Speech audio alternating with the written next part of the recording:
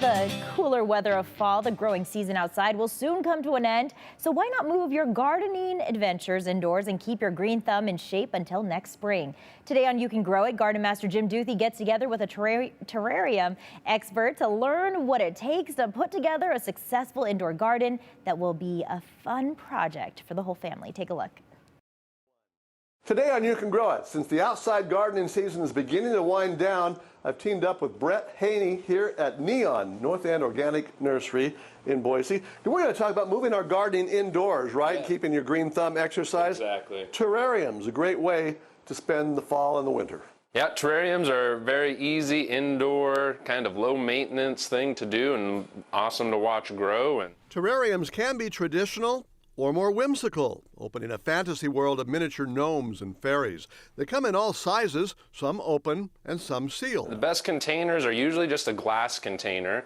Terrariums can come in different types. You can have an open top like this one, or some that you can seal. I've seen people seal some permanently where you just rely on the water and everything that's in there to work on its own. I like bringing them to life with little kind of figurines and stuff in there, but very easy. The whole idea of a terrarium is that it can be a nearly self-contained microclimate, holding much of its moisture so that it almost waters itself. The open ones you'll always still have to water because the water is evaporating out. But yeah, with those closed sealed ones, yeah, it's supposed to mimic a natural water cycle where the water will come up on the edges. You can kind of see the condensation on this guy. Almost any plant will grow in a terrarium, but smaller tropical plants will grow the best. High humidity plants really love a terrarium. So I've got this kind of palm guy here.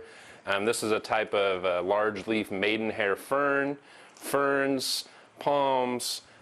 These ivies are really good for growing up and giving you some height. That one is an oak leaf creeping fig, so it's a type of fig plant. So now that you're ready to plant a terrarium, where do you start? So yeah, I usually will pick plants first, kind of have that idea. And no, it doesn't really all start coming together until I have the plants planted and I start putting in the decorative mosses and stuff. And then I think that's when you get your ultimate gratification from the whole thing. When building your terrarium, be sure to get the right ingredients to make it a proper growing environment for the plants. Pretty much I start with some sort of porous material at the bottom. These are Leica pellets.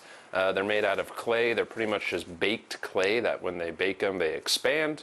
So there's a lot of airflow material kind of going through there. Just leaves it a lot of space down in the bottom. Add a layer of activated charcoal to keep any standing water clean and pure. Next comes a layer of orchid bark to help hold moisture, and a layer of sphagnum moss to keep the soil out of the aquifer at the bottom. And then that's it. And then the moss here, these are all just decorative mosses. Try adding some dimension and interest for a more natural look, rather than just a flat planting area. I like to, on my terrariums, go at an angle because it gives your terrarium more depth, I think, kind of little movement. If you choose not to build a terrarium from scratch, there are some simple kits that you can buy that will make it very easy. All you have to do is add the plants. Yeah, this one just came as a kit. I just supplied the plant, and it's just a little mason jar. Finally, place your terrarium where it can get plenty of bright but indirect light and keep the soil moist but not too wet. So what I usually do is I'll use like a squirt bottle and either do a mist style or turn it onto the little direct and kind of really saturate those areas. Thank you, Brett. Yeah, it's going to be a great project for you to move indoors during the winter season and keep that green thumb exercise. So for Idaho's News Channel 7 with Brett Haney, I'm Jim Duthie. And as you can see, you can make a terrarium out of all kinds of containers as long as they're clear enough for you to be able to see the plants growing inside. They need bright sunlight, but don't put them in direct sunlight because a terrarium works like a mini greenhouse and it'll get hot too.